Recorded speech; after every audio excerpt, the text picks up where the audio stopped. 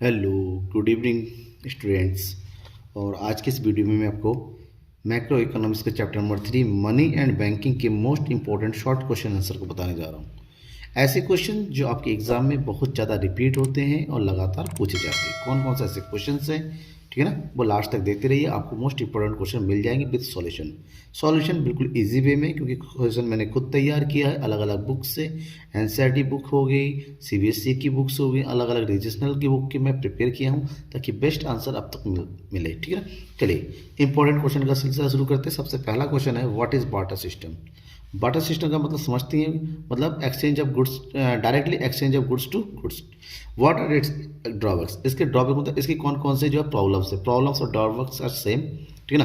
अगर पूछा जाता है right the problems of water system, तब भी सेम यही लिख सकते हैं, ठीक है ना। शॉर्ट में पूछा जाता है तो बहुत लंबा नहीं लिखना है। तो आंसर क्या देखिए, it is a system where goods are directly exchange for goods. एक ऐसा सिस्टम जहाँ पर गुड्स जो होता है डायरेक्टली गुड्स के साथ एक्सचेंज होता है, ठीक है ना। डायरेक्टली मतलब फॉर एग्जांपल आपको राइस चाहिए और आपके पास क्या है, क्लॉथ्स है, तो आप क्या करेंगे, राइस वाले को क्लॉथ्स देंगे, बदले में राइस ले लेंगे। That is directly exchange of goods to goods, goods to service, service to goods. That is known as barter system. This system of exchange is known as barter system and his economy is known as CC economy. CC मतलब commodity to commodity economy. Okay, now drawbacks of barter system. Lack of double coincidence of bonds.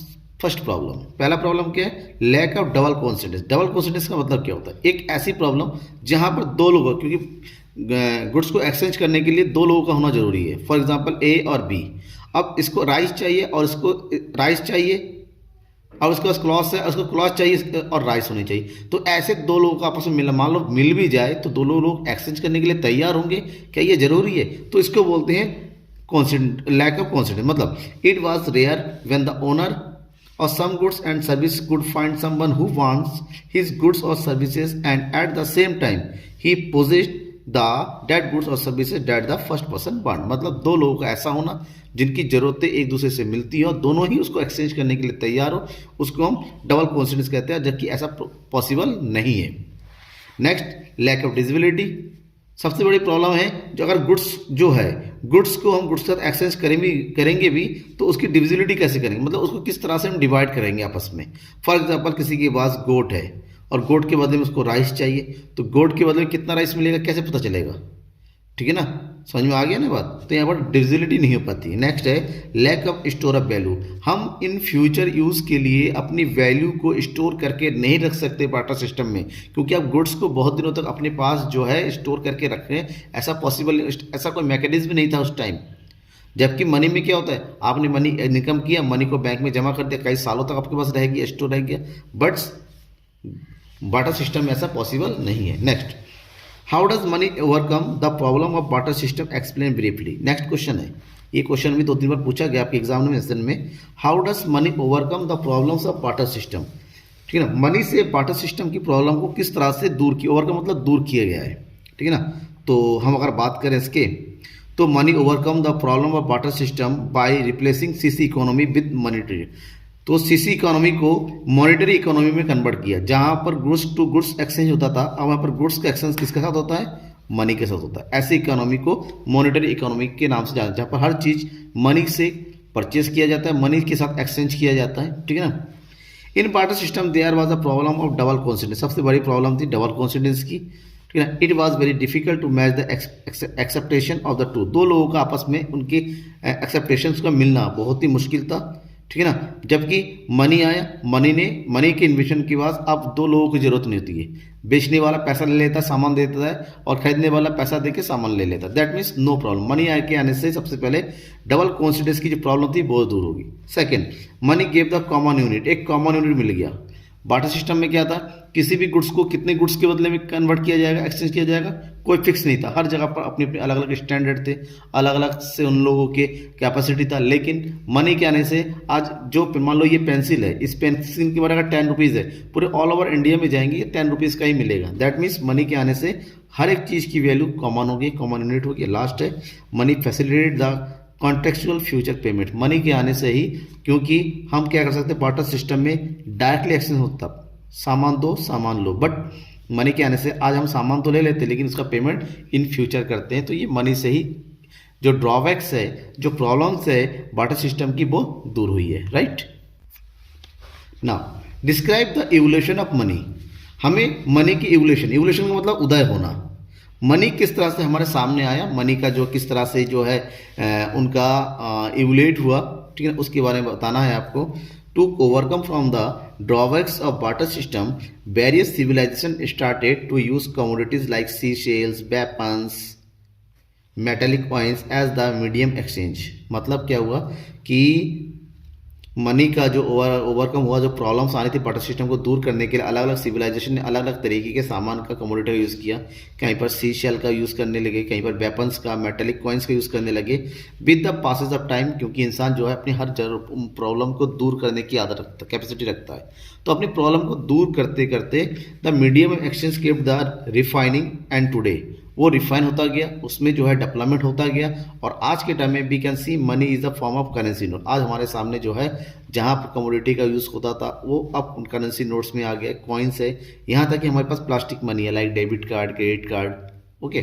तो इसकी evolution की series को अगर देखें तो there are mainly 6 step evolution money. Evolution का जो मनी हुआ 6 स्टेप में हुआ। सबसे पहले animal money, as a animal, use of cow and sheep. Animal money के बाद, क्योंकि एनिमल जो है डिविजिबिलिटी होता था, कैसे एक्शन करे, तो यहाँ पर बाद में आया कमोडिटी मनी, जहाँ पर यूज़ ऑफ राइस, बीट, शीशेल्स का यूज़ किया गया एज ए जो है मनी, ठीक है। नेक्स्ट मेटलिक मनी, जब मेटल का इन्वेंशन हो गया, लोगों के सामने मेटल आ गया, वो मेटल मनी का यूज़ करने लगे, जैसे गोल्ड, सिल्वर, ब्रास, ठीक है ना। अब इस प्रॉब्लम को, क्योंकि मेटलिक मनी वजन में बहुत ज़्यादा होता था, लोग उसको अपने पास स्टोर करके रख लेते थे। इस प्रॉब्लम को दूर करने के लिए बाद में पेपर मनी आया, जब पेपर का इन्वेंशन हो गया। आज सबसे ज़्यादा जो लोग जो यूज़ करते हैं वो पेपर मनी ही होता है, दैट इज़ करेंसी नोट, जितने भी नोट्स होते हैं। तब उसका डेवलपमेंट हुआ पेपर मनी की जगह। अब क्रेडिट मनी, बैंक मनी का यूज़ होता है, जैसे चेक, बैंक, बॉन्ड्स। इसके लिए बैंक में आपका पैसा जमा रहता है, आप चेक इशू करते हैं, बॉन्ड देते हैं, डीडीटी देते हैं। अब उसी के कन्वर्ज में क्रेडिट मनी के बाद अब आ गया प्लास्टिक मनी। प्लास्टिक मनी जैसे क्रेडिट कार्ड, अब आपको जेब में पैसे रखने की जरूरत नहीं है। अब तो डिजिटल मनी आ गया। क्या आ गया? डिजिटल मनी, ठीक है ना। रुपीज़, आपको पता है इंडिया ने रुपीज़, डिजी रुपीज़ यूज़ किया, जहाँ पर आप जो पेटीएम, फ़ोन पे, अलग अलग गूगल पे के थ्रू जो है ट्रांसफ़र करते हैं। तो राइट, समझ में आ गया। आगे बात करते हैं। Money is dynamic in nature. Money जो है, money is dynamic in nature. How? Money का नेचर डायनामिक होता है, कैसे? Money is a dynamic factor because, क्योंकि जो रीज़न बताने, it has facilitated exchange beyond limits, क्योंकि ये लिमिट्स के ऊपर एक्सचेंज करने की फैसिलिटी प्रोवाइड करता है। It has facilitate accumulation of wealth for purpose of investment. ये investment, as a investment money का यूज़ किया जा सकता है। It has facilitate flow of capital from one place to other and from development countries to less development country. Money का use development में होता है, एक कंट्री के दूसरी कंट्री से, डेवलपमेंट से, अनडेवलप्ड से अंडर डेवलपमेंट कंट्री को फ्लो होता रहता है। Briefly, money is a dynamic factor because it helps economic stability and promotes the process of growth and development. Okay, any doubt? Then comment करके जरूर बताइएगा। और हाँ, आपको कैसा लग रहा है वीडियो? ठीक है, अच्छा लग रहा है तो लाइक दबा दीजिए। कोई डाउट रहता है कमेंट बॉक्स में लिख के बताइए। और हाँ, सब्सक्राइब नहीं किया अभी तक तो सब्सक्राइब जरूर कर दीजिएगा। ओके, आगे बढ़ते हैं। And question number 5, introduction of money has separated the acts of sale and purchase. How? Money के इंट्रोडक्शन से जो परचेज और सेल अब अलग अलग कॉन्सेप्ट बन गया, अलग अलग तरीके से होता है। कैसे? क्योंकि देखिए, बार्टर सिस्टम में क्या था ना, लेना और देना एक साथ होता था, लेकिन मनी के आने से अब परचेज अलग होता। आप परचेज करके लेके बाद में उसको सेल कर रहे हैं, तो अलग अलग जो है एक्ट हो गया, अलग अलग एक्टिविटी हो गई। कैसे? आंसर देना आपको, तो कितना आंसर दे सकते हैं? देखिए, मैंने आपको लिखा हुआ कंप्लीट। जरूरी नहीं कि जितना मैंने लिखा हुआ है आप भी उतना ही दें, बस जितना आपको समझ में आता है उतना जरूर दें। Under the barter system of exchange, acts of sale and purchase of individual were to occur at the same point of time. एक साथ ही परचेज होता था, उसी तुरंत ही सेल होता था, क्योंकि लिया और दिया दोनों एक साथ जाता था। Two by a thing, N individual must eight the same time sell something. किसी चीज को खरीदने के लिए उसके पास कुछ ना कुछ बेचने के लिए होना चाहिए था। Also sale and purchase by an individual must be to equal value, दोनों की वैल्यू सेम होनी चाहिए थी। But with the introduction of money, introduction money के आने के बाद से, as a medium exchange use होने के बाद से, an individual can buy commodity और service with money without selling anything. उसका अगर पैसा हो तो बिना कुछ बेचे अपने पैसे का यूज़ करते हुए, मनी का यूज़ करते हुए कुछ भी परचेज कर सकता है। And he can sell a commodity for money, और मनी के लिए वो कुछ भी सेल भी कर सकता है। That means purchase and sale is now different activity. Okay, next question, what is money multiplier? What do you mean by money multiplier? How will you determine its value? What ratios play an important role in the determination of the value of money multiplier? आपको simple, लंबा चौड़ा question है, answer बिल्कुल simple छोटा सा देना कि money multiplier क्या होता है, उसको किस तरह से कैलकुलेट करते हैं। Okay, then money multiplier measures the amount of money that the banks are able to create in the form of deposits with every unit of money it keeps in reserves. तो ये money multiplier का मतलब होता है money, बैंकों के पास जितना भी डिपॉजिट होता है वो उस डिपॉजिट का यूज़ किस तरीके से उसको मनी के रूप में कन्वर्ट करते हैं, किस तरह से एक्सपेंड कर सकते हैं, उसके रेशियो को मनी मल्टीप्लायर कहते हैं। और मनी मल्टीप्लायर का फार्मूला होता है money multiplier equal to 1/LRR, मतलब लीगल रिजर्व रेशियो। और जहाँ पर लीगल रिजर्व रेशियो का मतलब होता है CRR प्लस SLR। CRR का मतलब होता है cash reserve ratio, cash reserve ratio, जबकि SLR का मतलब होता है स्टैट्यूटरी लिक्विडिटी रेशियो। ठीक है ना, इन दोनों का टोटल जो होता है लीगल रिजर्व रेशियो होता है, और लीगल रिजर्व अकॉर्डिंग ही मनी का कैलकुलेशन होता है। Okay, next question number 7, what is credit creation? Credit creation क्या होता है? It refers to the creation of demand deposit with the commercial banks on the basis of their cash reserve. कोई भी commercial bank क्यों ना हो, मान लो SBI है, BOB है, उन सब का एक इम्पोर्टेंट वर्क होता है क्रेडिट क्रिएशन। कैसे? उनके पास जितना भी डिपॉजिट होता है जिसको हम प्राइमरी डिपॉजिट कहते हैं, उसका यूज़ वो एज ए लोन डिस्ट्रीब्यूट करने के लिए करते हैं। तो प्राइमरी डिपॉजिट का एज ए लोन, जिसको हम सेकेंडरी डिपॉजिट कहते हैं, के रूप में यूज़ करना ही क्रेडिट क्रिएशन होता है। तो इसका मतलब ये often the deposits are create many times more than the cash reserve. इसका मतलब ये हुआ कि उनके पास जितना भी रिजर्व होता है उससे कई गुना ज़्यादा वो as a loan credit create कर देते हैं। This is based on the historical experience of the banks that cash withdrawal of the fund is only a small percentage of the total demand. अब ये होता है कैसे? मान लीजिए 10,000 रुपये बैंकों के पास जमा हुआ है और वो बैंक वाले इससे कुछ CRR अपने पास रख के इसका लगभग 9,000 रुपये डिस्ट्रीब्यूट कर देते हैं। किस बेस पे? इस बेस पे कि जिसने जमा किया है बाद में वो पैसा कम निकाले, क्योंकि जितना जमा होता है पूरा नहीं निकलता है। तो बैंक वाले टोटल डिपॉजिट का कुछ पार्ट अपने पास रख के, रिजर्व रख के, RBI के पास जमा करके बाकी का एज ए लोन बांट देते, क्योंकि पास्ट एक्सपीरियंस ये कहता है कि सारे लोग पैसा एक साथ विड्रॉ नहीं करेंगे, यानी बचा हुआ पैसा एज ए लोन डिस्ट्रीब्यूट कर दिया जाता है। दैट इज, इसका मतलब ये हुआ if against the cash reserve of 100 demand deposit is 1,000। अगर 100 रुपये जमा हुआ है तो बैंक वाले 1,000 तक का, ये नहीं अकेला बैंक नहीं, सारा पूरा सिस्टम मिला के 1,000 तक का क्रेडिट क्रिएट किया कर सकते हैं। ठीक है ना, it is called credit creation. इसी क्रेडिट क्रिएशन कहा जाता है बाय अ मल्टीपल ऑफ 10 और 100 is treated as credit multiplier, जिसको हम क्रेडिट मल्टीप्लायर के नाम से जानते हैं। उसका फार्मूला होता है कि K = 1/LRR। ठीक है ना, दैट इज हर कोई बैंक जिनके पास उनके पास जितना पैसा जमा होता है उससे ज़्यादा वो लोन डिस्ट्रीब्यूट कर देते हैं। क्यों? हमें पता है कि लोग पैसा जमा तो कर रहे हैं, लेकिन वो सारे लोग, थोड़े लोग ही पैसा निकालने आएंगे, सारे लोग एक साथ नहीं निकालेंगे। सो क्रेडिट क्रिएट कर देते हैं। Okay, question number 8, what are the advantages of commercial banks? Commercial bank के एडवांटेज बताना, क्या फ़ायदे हैं, इंपॉर्टेंस, सिग्निफिकेंस बताना है आपको, right. Advantage of commercial banks are: commercial banks facilitate savings and capital formation by accepting deposit from the household and firms। Commercial bank household से, firm से पैसा जमा करते हैं, उनकी सेविंग को, उनकी कैपिटल को अपने पास जो है एज ए सेविंग जमा करके रखते हैं, बचाते हैं। They offer loans to household for the consumption of process and to the firm for the investment. वहीं पर उनकी डिपॉजिट को एक्सेप्ट करने के साथ साथ कमर्शियल बैंक हाउसहोल्ड को और फर्म को लोन प्रोवाइड करते ताकि हाउसहोल्ड अपना कंजप्शन वर्क कंप्लीट कर सके और फर्म जो है अपना इन्वेस्टमेंट वर्क कंप्लीट कर सके। Next, commercial bank offer overdraft facility of to the firm. Commercial bank अपने कस्टमर को ओवरड्राफ्ट की फैसिलिटी भी प्रोवाइड करती है ताकि उनको ज़रूरत के समय विदाउट एनी डॉक्यूमेंटेशन की जल्दी से पैसा मिल सके। ओवरड्राफ्ट का मतलब क्या होता है? अकाउंट में जीरो बैलेंस होने पर भी उससे ज़्यादा पैसा निकाल लेना। मान लो आपके अकाउंट पैसे नहीं है, फिर भी आप 30, 50,000, लाख, करोड़ तक पैसा निकाल सकते हैं एज अ लिमिट। ठीक है, इसको हम ओवरड्राफ्ट की फैसिलिटी बोलते हैं। They create credit and according to contribute the flow of money in the economy. Economy में एक लेवल तक, एक लिमिट तक लोग क्रेडिट क्रिएट करते हैं ताकि फ्लो ऑफ मनी बना रहे इकोनॉमी में, right. This one the advantage of commercial banks. Next question, question number 9, how demand deposit are different from time deposit. Demand deposit में और टाइम डिपॉजिट में क्या डिफरेंस है बताना है, ठीक है ना, सिंपल वे में।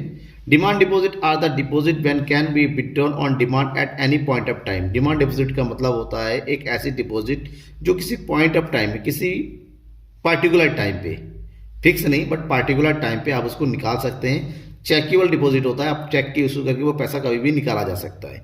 चेक्स कैन बी ड्रॉन, और इसमें चेक को लिखा जा सकता है, इसके ऊपर चेक इशू किया जाता है डिमांड डिपॉजिट के ऊपर। But what do you mean by time deposit?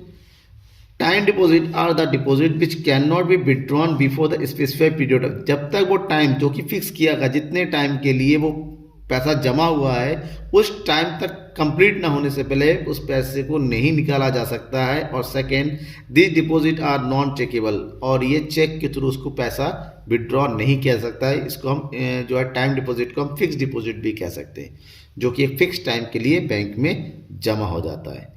और ये दो तरीका होता है टाइम डिपॉजिट, एक होता है फिक्स डिपॉजिट और एक होता है रिकरिंग डिपॉजिट। फिक्स डिपॉजिट मतलब एक बार में पैसा जमा कर दिया जाता है, और ये अलग अलग बार में कई इंस्टॉलमेंट में पैसा जमा किया जाता है। That's right. Now question number 10, what role of RBI is known as lender of last resort. RBI का रोल है लैंडर ऑफ लास्ट रिसोर्ट। क्या होता है इसको एक्सप्लेन करना है आपको। लैंडर की RBI as a lender of last resort जो है फंक्शन करती है किस तरीके से। It means that if a commercial bank fails to get financial accommodation from anywhere. इसका मतलब हुआ कोई भी कमर्शियल बैंक अगर कहीं से भी अपने किसी भी सोर्स से उनको अब लोन नहीं मिलता है, उनका फाइनेंशियल अकोमोडेशन पूरा नहीं हो पाता है, तो they approach central bank as a last resort, as a एक लास्ट सोर्स के रूप में वो सेंट्रल बैंक के पास जाते हैं। Central bank advance loans to such banks against the approve security, और एक प्रॉपर सिक्योरिटी के बदले में उनको लोन प्रोवाइड कर देती है by offering loan to commercial bank in situation of emergency. और इमरजेंसी के समय जब कोई लोन नहीं मिलता है तो आरबीआई उनको लोन प्रोवाइड करते हैं। ये इसलिए करते हैं that banking system of the country does not suffer from any setup, ताकि कंट्री का बैंकिंग सिस्टम कहीं पर भी प्रॉब्लम में ना हो, इसलिए आरबीआई तुरंत उनको लोन देते हैं। मनी मार्केट रिमेन स्टेबल, और मनी मार्केट जो होता है जहां पर मनी का एक्सचेंज होता रहता है उसमें किसी प्रकार की प्रॉब्लम ना आए, जिससे इकोनॉमी हमारी बची रहे, स्टेबल रहे। Okay, next question number 11, what differences between central bank and commercial bank. Commercial bank और सेंट्रल के बीच में प्रॉपर आपको डिफरेंस बताना है। तो डिफरेंस की अगर बात करते हैं, सबसे पहला स्टेटस सेंट्रल बैंक और कमर्शियल की bank.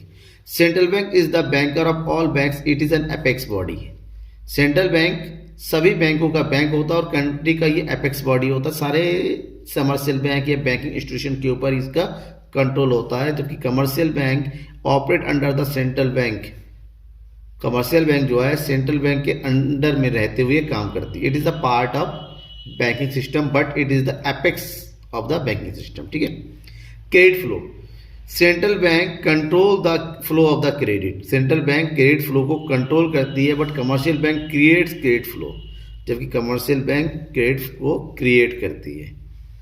Objectives, the main objective of central bank of is social welfare. इनका काम होता है कि सोसाइटी को फाइनेंशियल कितनी भी प्रॉब्लम्स होती है उसको मेंटेन रखे, सोसाइटी में जो है फाइनेंशियल या फिर बैंकिंग सिस्टम जो सही तरीके से चलता रहे उसको देखना।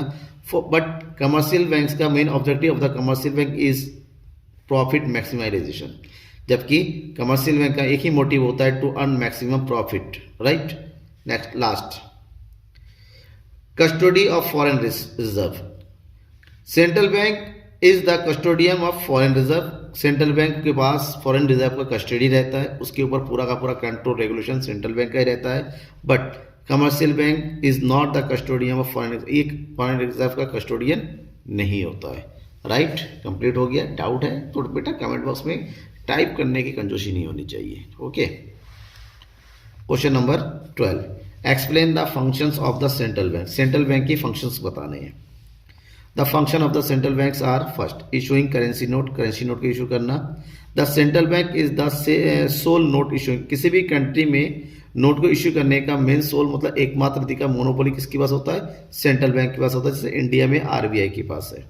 सेकेंड फंक्शन बैंक का टू गवर्नमेंट, जिस तरह से कमर्शियल बैंक जो है अपने पब्लिक के लिए काम करती है, उसी तरह से सेंट्रल बैंक कंट्री के गवर्नमेंट के लिए, चाहे वो स्टेट गवर्नमेंट हो चाहे सेंट्रल गवर्नमेंट हो, उसके लिए काम करती है। बैंकर ऑफ बैंक्स, जो सेंट्रल बैंक होता है कंट्री के पूरे बैंकिंग सिस्टम का या भी कमर्शियल बैंक का बैंक होती है, उनके डिपॉजिट को अपने पास रखती है, साथ ही साथ उनको जरूरत पड़ने पर लोन भी प्रोवाइड करती है। Okay, next credit control, country के इन्फ्लेशन और डिप्लेशन को बचाने के लिए क्रेडिट को कंट्रोल करने का काम भी सेंट्रल बैंक का ही होता है, right. Next question, question number 13, describe bank rate policy of central bank to control credit. Central bank का काम होता है क्रेडिट को कंट्रोल करना, राइट। तो उसमें एक पॉलिसी है बैंक रेट, किस तरह से बैंक रेट पॉलिसी क्या होती है, किस तरह से क्रेडिट को कंट्रोल करती है, आपको एक्सप्लेन करना है। First, the bank rate is the minimum rate at which the central bank of a country is prepared to give credit to the commercial banks. एक ऐसा रेट होता है जिस रेट पर कंट्री का सेंट्रल बैंक उस कंट्री के commercial banks को लोन प्रोवाइड करती है। The increase in bank rate, अगर कंपनी ने सेंट्रल बैंक ने अगर बैंक रेट को इंक्रीज कर दिया है, दैट रेट द इंटरेस्ट, इससे इंटरेस्ट रेट बढ़ जाता है और क्रेडिट बिकम द डियर और एक्सपेंसिव, इससे जो क्रेडिट लोन होता है, क्रेडिट होता है वो महंगा हो जाता है, लोग उसको कम लेते हैं और इससे क्या होता है, डिमांड फॉर क्रेडिट फॉल, इससे डिमांड जो होता है कम होने लगता है। यानी कि अगर इकोनॉमी में बहुत ज़्यादा मनी सप्लाई हो रहा है, इन्फ्लेशन की सिचुएशन हो रही है, उस चीज़ को कंट्रोल करने के लिए बैंक रेट को बढ़ा दिया जाता है। एंड द अपोजिट, दूसरी तरफ अगर डिफ्लेशन की सिचुएशन है, इकोनॉमी में डिमांड नहीं है, डिमांड को बढ़ाना है, तो बैंक रेट को डिक्रीज कर दिया जाता है। बैंक रेट को डिक्रीज करने से जो होता है ना, इंटरेस्ट रेट वो डिक्रीज होता है, लोग उसको लोन उनकी डिमांड करने लगेंगे, मार्केट में फ्लो ऑफ मनी होगा, सप्लाई होगा, ऑटोमेटिक डिफ्लेशन की सिचुएशन जो है दूर होती है। ठीक है, ये क्वेश्चन है 13 का। And next question, last question of this video, that is chapter question number 4, what do you mean bye open market operation. इस क्वेश्चन को भी कई बार एग्जाम में पूछा गया है। ओपन मार्केट ऑपरेशन क्या होता है? It refers to the sale and purchase of securities in open market by central bank. Open market में सेंट्रल बैंक के थ्रू गवर्नमेंट की सिक्योरिटी को खरीदना या बेचना ही ओपन मार्केट ऑपरेशन कहते हैं इसको। बाय सेलिंग द सिक्योरिटीज, अगर सिक्योरिटी को सेल किया, the central bank withdraw cash balance from the economy से वो कैश को जो है विड्रॉ कर लेती है। इससे इकोनॉमी में कैश कम हो जाता है और ऑटोमेटिक लोगों की डिमांड कम हो जाती है।